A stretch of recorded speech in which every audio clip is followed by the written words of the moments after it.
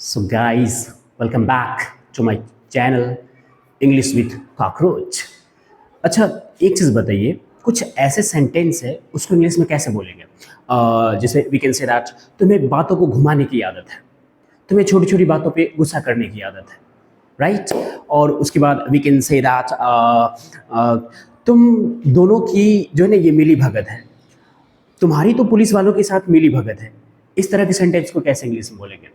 और we can say that excuse me, जितनी देर मालिक घर से बाहर है उतनी देर तुम यहाँ रुक सकती हो, लाइक दिस, राइट?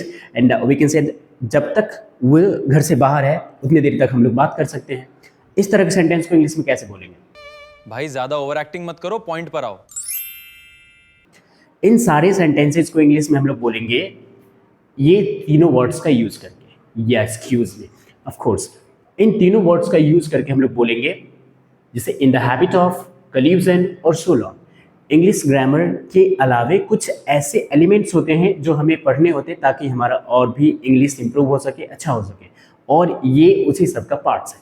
सो बने रहिए टिल द एंड तक, वीडियो की टिल द एंड तक। आपको मैं बताऊंगा कि कैसे इसको यूज करते हैं, कैसे इन सारे सेंटेंस को इंग्लिश में बोलते हैं। सो हमारे पास जो पहला वर्ड है वो है इन द हैबिट ऑफ, राइट? इसको फ्रेजेस के अंतर्गत आप रख सकते हैं। इन द हैबिट ऑफ, कोई एक्शन करने की आदत, यानी जब कोई एक्शन करने की आदत होती है तब हम generally in the habit of का यूज करते हैं।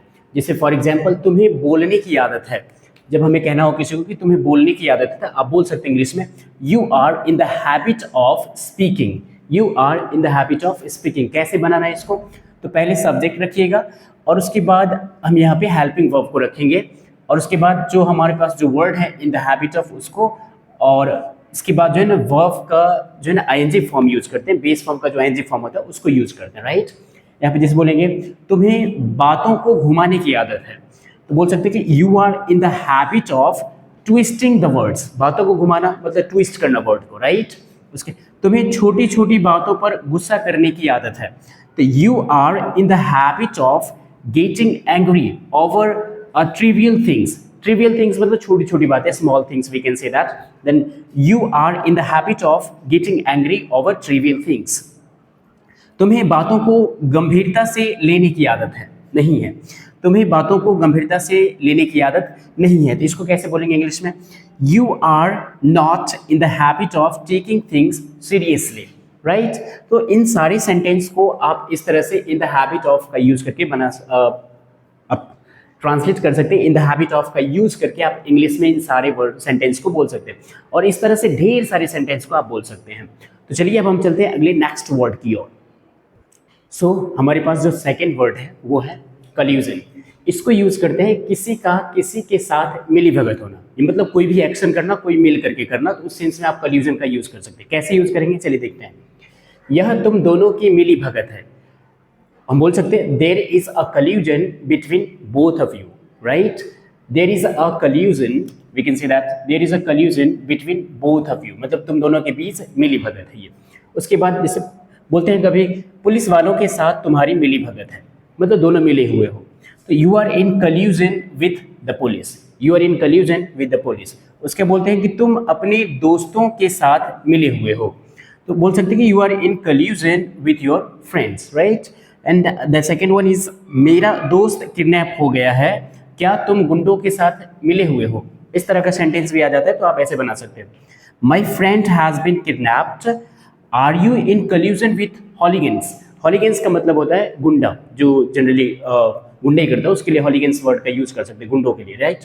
तो आप इस तरह का सेंटेंस कल्यूजन का यूज करके बना सकते हो, और भी कई सारे सेंटेंस क्रिएट कर सकते हो, राइट? तो सेंटेंस को आप क्रिएट कीजिए कल्यूजन का यूज करके। चलिए चलते हैं नेक्स्ट वर्ड की ओर। सो गाइस हमारे पास जो लास्ट वर्ड है वो है सो लॉन्ग, यानी जितनी देर। सो लॉन्ग यूज करते हैं हम लोग जितनी देर के सेंस में। जैसे हमें बोलना हो जितनी देर वह घर से बाहर है मुझसे बात कर लो, right?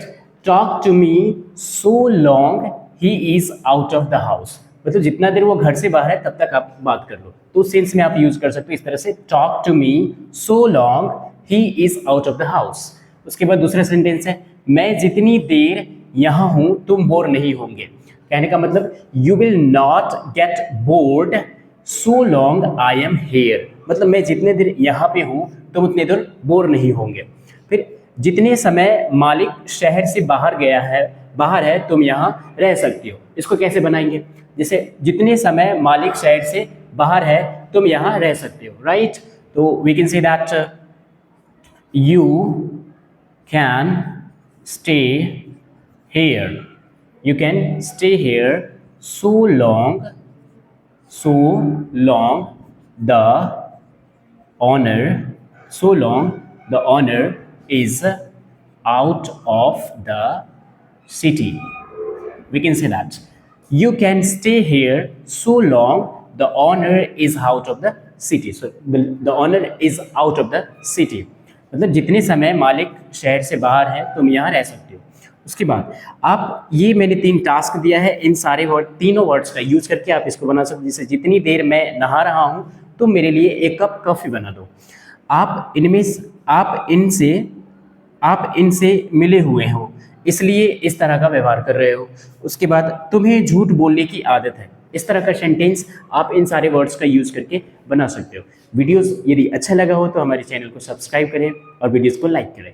Bye, take care, keep practising and have fun and try to improve your English. Bye, take care.